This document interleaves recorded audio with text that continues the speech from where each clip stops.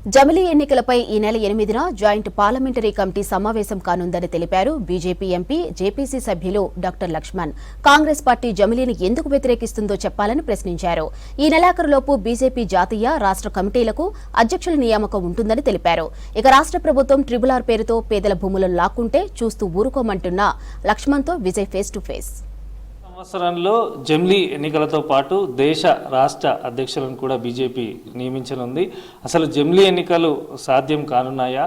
ఈ విషయాలని మనతోని మాట్లాడేందుకు బీజేపీ రాజ్యసభ సభ్యులు ఎంపీ డాక్టర్ లక్ష్మణ్ ఉన్నారు. జేపీసీ మెంబర్గా ఉన్నారు. జమిలీ ఎన్నికలపైన ఇప్పటికే విధి విధానాలు కూడా ఖరారైనట్టు చెప్తున్నారు. వచ్చే బడ్జెట్ సమావేశంలో ప్రవేశపెట్టబోతున్నారని చర్చ జరుగుతుంది. మరోపక్క ప్రాంతీయ పార్టీలన్నీ కూడా ఈ జమిలీ ఎన్నికలను వ్యతిరేకిస్తున్నాయి. జమిలీ ఎన్నికలు అసలు అమలు సాధ్యమేనా? మొట్టమొదటగా ప్రధానమంత్రి నరేంద్ర మోడీ గారికి, పార్టీ అధ్యక్షులు జేపీ నడ్డా గారికి ప్రత్యేకంగా నేను ధన్యవాదాలు చెప్తున్నాను. తెలంగాణ రాష్ట్రం నుంచి జాయింట్ పార్లమెంట్ కమిటీలో ఏకైక సభ్యునిగా అందులో కొనసాగడం నిజంగా అది నేను ధన్యునిగా భావిస్తూ ఉన్నాను. ప్రజలు ఇవాళ దేశంలో జరుగుతున్నటువంటి ఎన్నికల ప్రక్రియ పట్ల వారు చాలా తీవ్ర ఆందోళన వ్యక్తం చేస్తారు.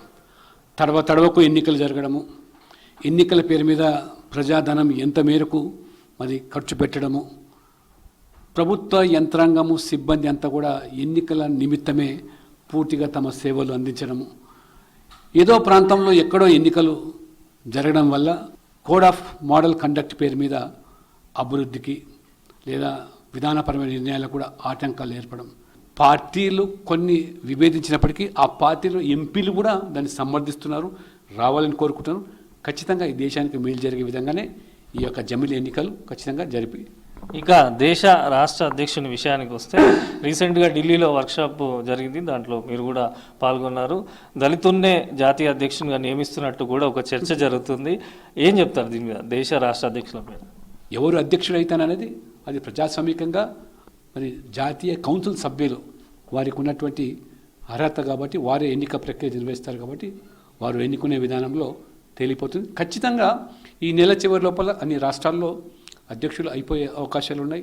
మరి తెలంగాణలో కూడా ఈ నెల చివరిలో లేదా ఫిబ్రవరిలో అధ్యక్షుడి ఎన్నిక జరుగుతుంది.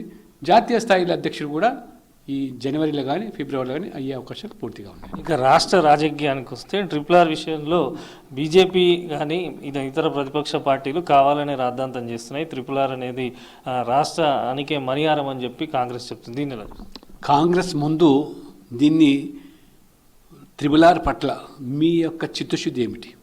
ఓఆర్ఆర్ నుంచి ట్రిపుల్ ఆర్కు ఇటువైపు 40 కిలోమీటర్లు చేసి ఇటువైపు 28 కిలోమీటర్లు చేయడం వల్ల ఈ పాటికి ఒకసారి కాదు 2 సార్లు మేము భూములు కోల్పోయినాం. ఒకసారి ఓఆర్ఆర్ పేరు మీద కోల్పోయినాం, ఒకసారి హైవేస్ పేరు మీద కోల్పోయినాం, ఇంకొకసారి ఇంకో రకంగా కోల్పోయినాం. ఇప్పుడు మళ్ళీ అందులో పట్టణ ప్రాంతాలు ఉన్నాయి అని ఉద్యమించినటువంటి మీకు అండగా నిలబడ్డ కాంగ్రెస్ పార్టీ నాయకులు చివరికి భువనగిరి బహిరంగ సభలో మరి ఆనాడు ప్రియాంక గాంధీ ద్వారా ఈ బాధితులకు న్యాయం చేస్తాం, కాంగ్రెస్ పార్టీ మమ్మల్ని నమ్మండి, ఓటేయండి అని మీరు అర్థించి ఓట్లు పొంది గెలిచిన తర్వాత ఇవాళ ప్రియాంక గాంధీ మాటకు విలువ లేదు, ప్రియాంక గాంధీ కూడా ఇవాళ మోసం చేసే విధంగా మాట్లాడింది అనేటువంటి బాధితులు అరణ్య రోదనగా మారింది. ఖచ్చితంగా బీజేపీ వారికి న్యాయం చేయడానికి అలైన్మెంట్లో మార్పు కోసం వారికి నాయకత్వం వహిస్తాం, ఈ ప్రభుత్వాన్ని నిలదీస్తాం.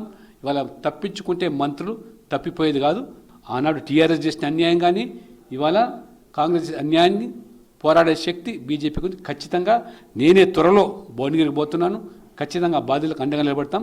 రాష్ట్ర పార్టీ కూడా దీన్ని తప్పకుండా సీరియస్గా తీసుకొని వారికి న్యాయం జరిగేదానికి మేము ఉద్యమిస్తాం. అది జమిలీ ఎన్నికలకు సంబంధించి త్వరలోనే నిర్ణయం రాబోతుందని చెప్పి ఏది చేసినా బీజేపీ ప్రజలను దృష్టిలో ఉంచుకొని ప్రజల బాగోగుల కోసమే చేస్తుందని చెప్పి కూడా బీజేపీ ఎంపీ రాజ్యసభ సభ్యులు లక్ష్మణ్ చెప్తున్నారు. కెమెరా పర్సన్ పురుషోత్తంతో విజయ్, V6 న్యూస్, హైదరాబాద్.